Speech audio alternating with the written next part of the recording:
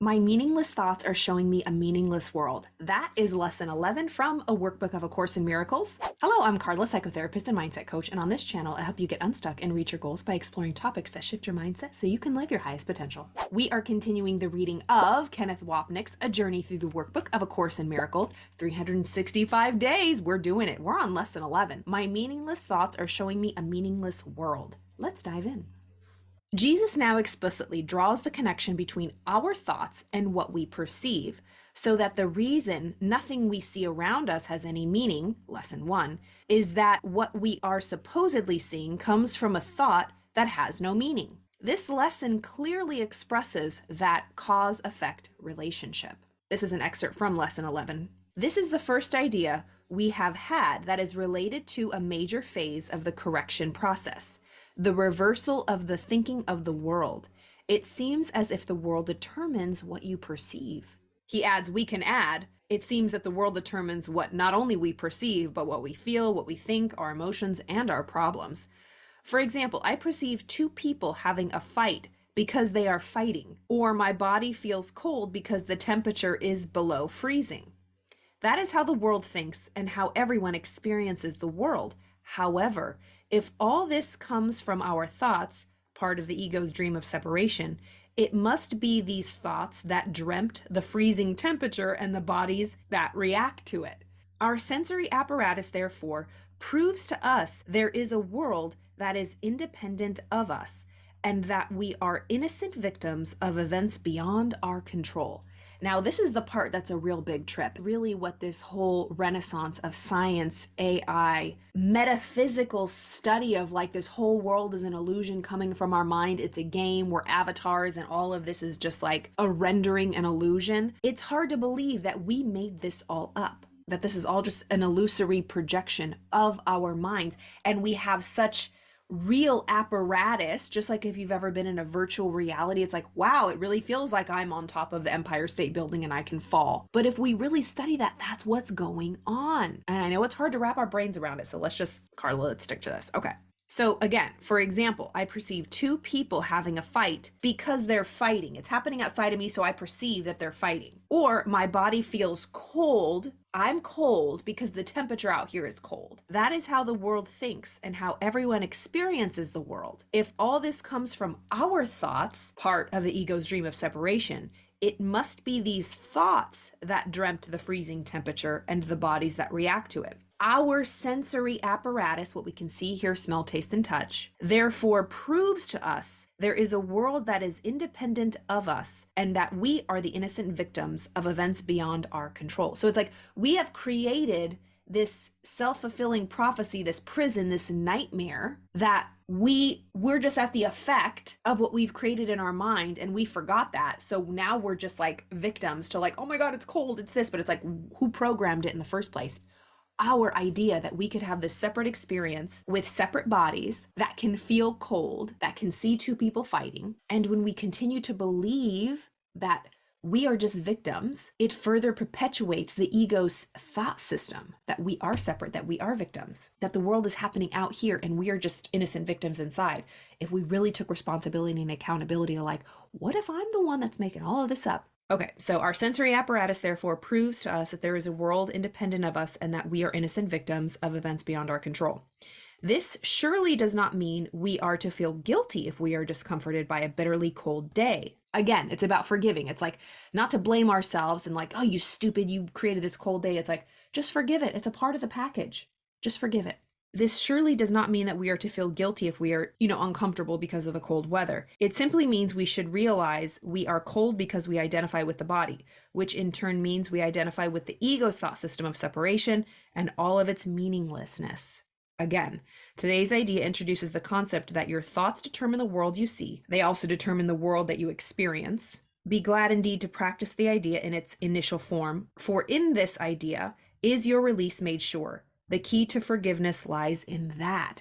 Again, he's quoting the lesson 11 from the workbook. Today's idea introduces the concept that your thoughts determine the world you see. They also determine the world that you experience. So we should be glad to practice this idea because this is our release. We can start experiencing something different if we choose to.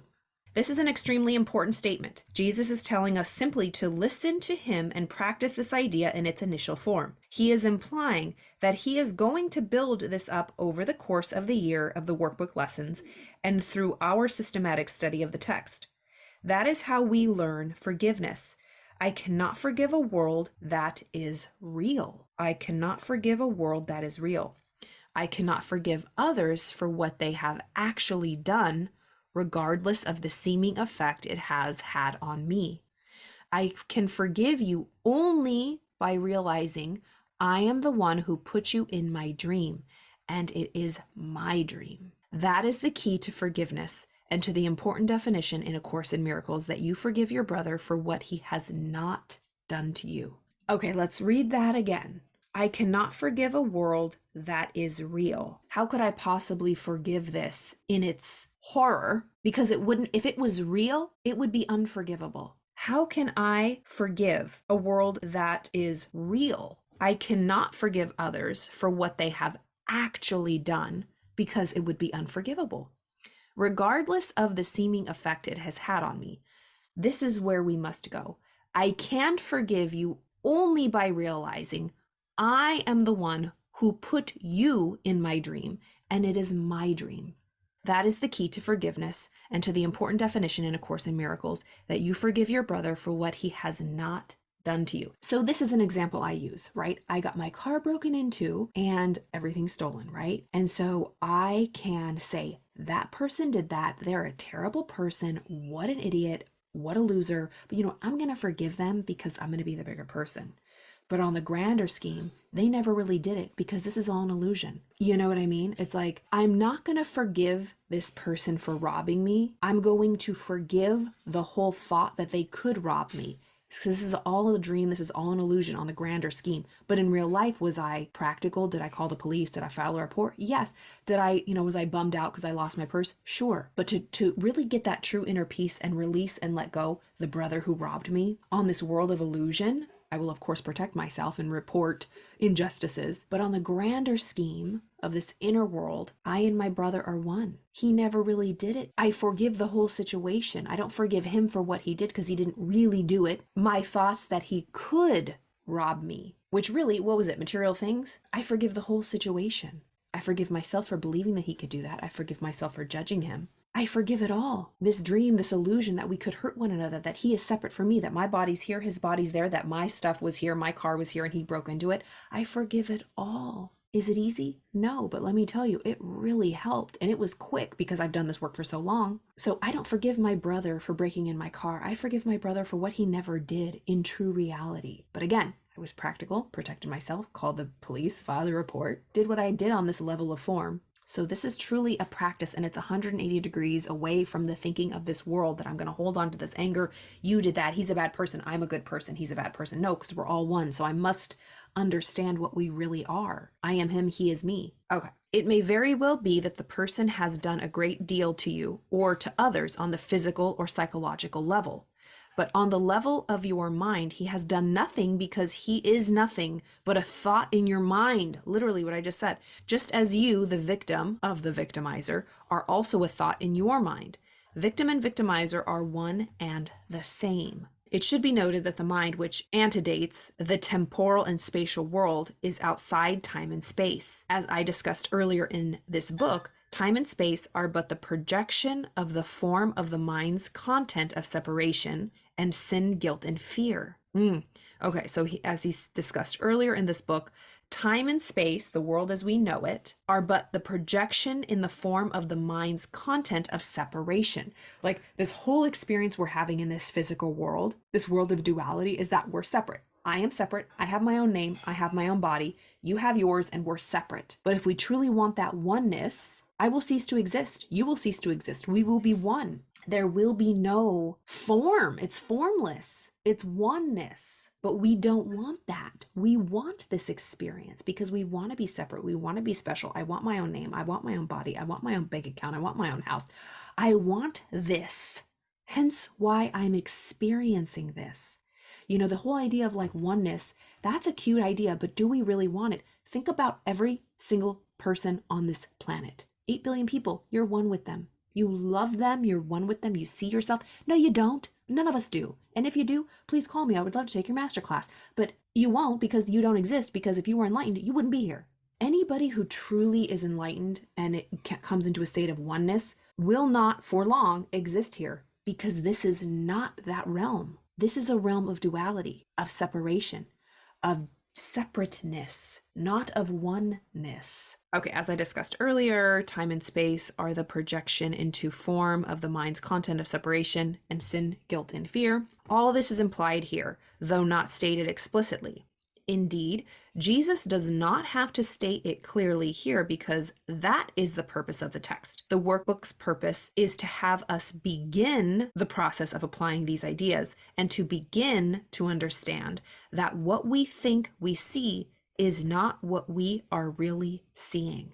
So the workbook's purpose is to have us begin the process of applying these ideas and to begin to understand that what we think we see is not what we are really seeing. We see but a projection of a thought within our minds, a purposive thought, as I mentioned briefly before, which ensures that our thought system wins out and Jesus's loses. We are right and he is wrong. The separated world of pain and suffering witnesses to the fact we are right. That is why we made it the way we did. Now to the gentle instructions for the day's exercise, he goes on to read. The practice periods for today's idea are to be undertaken somewhat differently from the previous ones. Begin with your eyes closed and repeat the idea slowly to yourself. Then open your eyes and look about, near and far, up and down, anywhere. During the minute or so to be spent in using the idea, merely repeat it to yourself, being sure to do so without haste and with no sense of urgency or effort. Again, the lesson is, my meaningless thoughts are showing me a meaningless world. We begin the exercise with our eyes closed. Then we open them up and look around. Jesus again underscores that there is no difference between what we see and what we think. There is no difference between what we see and what we think. They are one, for the inner and outer are the same. Note again Jesus's instructions in ease and effortlessness. Pressure merely strengthens the very ego we are trying to undo. Jesus's words in the next paragraph underscore the process of mind training he is leading us through. To do these exercises for maximum benefit, the eyes should move from one thing to another fairly rapidly, since they should not linger on anything in particular. The words, however, should be used in an unhurried, even leisurely fashion. The introduction to this idea, in particular, should be practiced as casual as possible. It contains the foundation for the peace, relaxation, and freedom from worry that we are trying to achieve. On concluding the exercises, close your eyes and repeat the idea once more, slowly to yourself. As the tortoise taught us, slow and easy wins the race. Jesus is setting the tone for our learning, undoing the ego's need to fight, struggle, and overcome, even itself.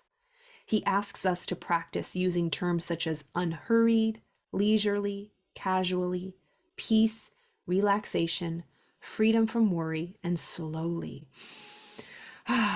Our mind training should be as free from tension and conflict as possible. The final paragraph recounts the familiar instructions that gently urge us on. 3 practice periods today will probably be sufficient. However, if there is little or no uneasiness and an inclination to do more, as many as 5 may be undertaken. More than this is not recommended. More is not better, at least not in the thought system Jesus is imparting to us. If we can do 5 practice periods, fine. If not, then 3 will do. But let us not strive for more, Jesus says. I am not in heaven keeping score. In other words, it is the content he is interested in, not the form, quality, or quantity. All right, that was lesson 11 of the workbook of A Course in Miracles. My meaningless thoughts are showing me a meaningless world. So if our world is a product, a result of our thoughts, and our thoughts are meaningless, then anything that comes from thought, which is all of this world, is meaningless. It's a projection. It's a tiny mad idea that we could be separate, that all of this could be real, that somebody could rob me and steal from my car. It's a dream. It's an illusion. Yeah, so good.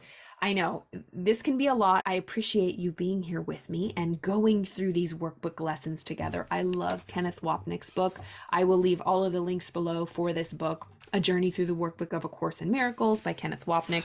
We will continue reading lesson 12 next time. I am upset because I see a meaningless world. Again, thank you for being on this journey with me. I look forward to the new year, to diving back into this, getting more consistent. Maybe I'll do a couple lessons a day and just keep putting them out. But thank you for letting me join you on this journey. Again, leave comments. How is this going for you? If you have any questions, not that I can answer them all, but I've been doing this for a little over a decade, so which does not in any way indicate that I understand it any more than anybody else. But it's just a process of just unpeeling this onion, of understanding it and gaining more awareness and seeing more and letting it drop in more, because I resist this. If you've ever been through the workbook, I have resisted that. The lessons fly out of my mind. I try to memorize them and I'm like, oh my God, I lay my head on my pillow at night. I'm like, I didn't repeat one sentence of this workbook lesson. I forgot to do all of my lessons. And then, but I've learned I don't feel guilty. I don't beat myself up. I forgive myself and I carry on the next day. Be gentle. And I love those words he used: unhurried, leisurely, casually, peace, relaxation, freedom from worry, and slowly. I'm going to go into my day with those words. Thank you again for watching. I will see you next time.